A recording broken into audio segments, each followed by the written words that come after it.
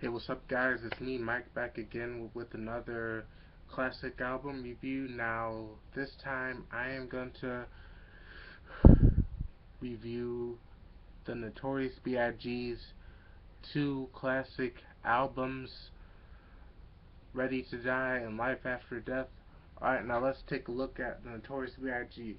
Okay, now, he was born in 1972 in Brooklyn, as a kid, he was selling drugs, but he also found out that he had a talent for rapping, so he started writing rhymes. And then in 1992, he made a demo tape with no intentions of getting signed, and then demo tape ended up in the Source unsigned artist column, and it was heard by Sean Puffy Combs, A&R exec of Uptown Records, who signed him. But at the beginning, he just did like guest appearance on other artists' songs, and so he still sold drugs until Puffy made him quit. And so he started recording his debut album. But in 1993, Puffy was fired from Uptown, so he took Big with him and started Bad Boy Records, and he finished recording his debut album in 1994, released in September of 94, Ready to Die. This album is classic, one of the greatest hip hop albums of all time, probably the second greatest. Great album, great hits. We know Juicy, which talks about his life growing up and how he didn't imagine, how he never imagined his life would that he'd be famous. And then there's Big Papa and One More Chance. Great album, great songs on the album.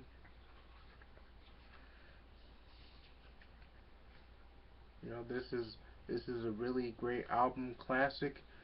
Definitely, you should definitely have this in your collection if you're a fan of hip hop. Biggie's debut album from '94. This is great.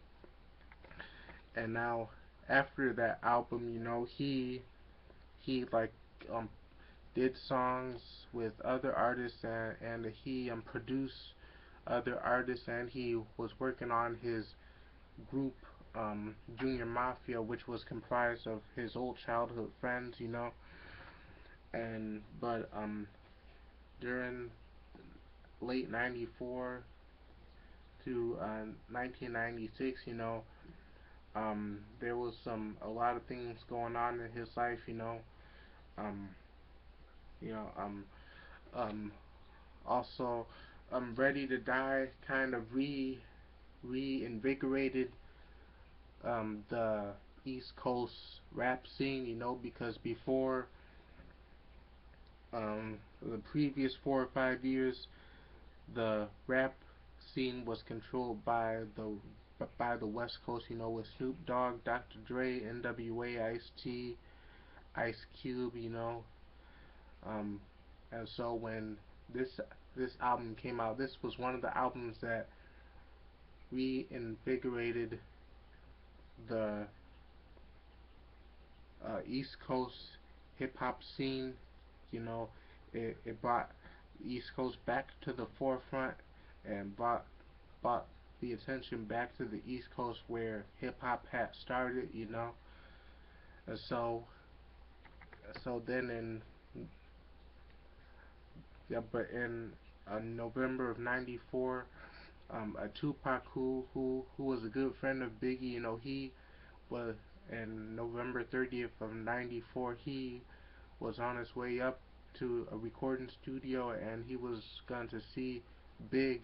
And so on his way up, he was shot a couple times, and he was mugged by some guys. And then when Puffy and the other guys from Bad Boy came down and saw what happened, uh, Pac was just convinced that they had something to do with it. and so he blamed them, and he started saying stuff about them. And then at the 1995 Source Awards, Suge Knight, owner of Death Row Records, Tupac label at the time, he made a statement about Puffy Combs, about how he always appears in his artist videos, and that kind of started the whole East Coast West Coast hip hop battle, and people were choosing sides, East Coast and West Coast, and it was one of the first battles that that people started choosing sides coast wise, because before then, people didn't care about East Coast or West Coast. They just cared whether a rap song was good. But now it started to become about East Coast is the best or West Coast is the best. And then there was the controversy of Biggie's song "Who Shot You." People say that it was about how about how he planned the Pac's shooting, but Biggie says that he wrote the song months before that ever happened, and Pac came out with "Hit 'Em Up," where he talked about having sex with Biggie's wife, Faith Hill, and everyone on Bad Boy like Puffy and the Junior Mafia crew, and so it just went back and forth until tragically in September of 1996, Pac was shot in Las Vegas, and he died, and and and then in 1996, Biggie, he started to finish his second album, Life After Death, which he started recording in '95. He finished it from '96 to early 1997, and so in March of '97, he flew out to LA to promote a Life After Death, but all his friends were saying that he shouldn't have gone, because there were still people uh, with there was still like bad blood from the um, uh, uh, East Coast West Coast battle. People who are on Pac's side, who were angry at Biggie and stuff. But Biggie, his motive of going out there not just to promote Life After Death, but he wanted to uh, try and squash all the battling and stuff and all the rivalry between the two coasts. He wanted to bring them together, but uh, yeah, he um, went to the Soul Train Music Awards in um, like March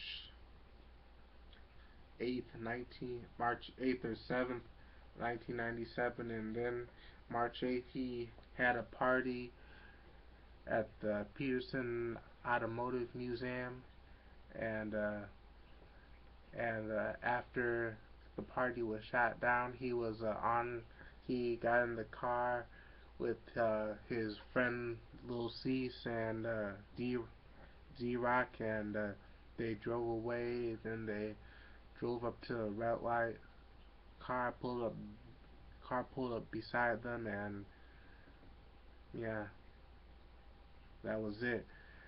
He was pronounced dead March 9th, 1997. That was a sad day. Uh, 6 months, 6 months to the death of Tupac.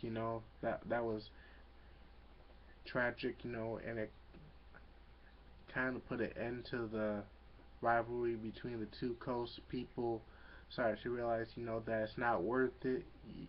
To uh, you know, people started realizing it wasn't worth it and it wasn't supposed to end that way. With people dying. And so that put an end to all the rivalry between them. And, and so and so um just weeks after Biggie's death, his second and final album was released, Life After Death, which is a 2 disc album. Started recording it in '95, finished in '97, and sadly, he didn't live to see the release of this album. He had finished it before he died, but he didn't get to see its release. It went on to sell Diamond. It became like one of the best-selling hip hop albums of all time, and features the hits, the hip features the hits, the Hypnotize, which is a really great song, the first single released from the album, and the last one released during his lifetime. Um, More Money, More Problems, great song with Maze and Puffy, and there's Sky's the Limit, great song. This is a great album. His his very last album, the album that he didn't live to see, but it's a great album. Yeah. So but then after that they released two, think like, yeah, a two or three posthumous albums after he died, featuring other artists.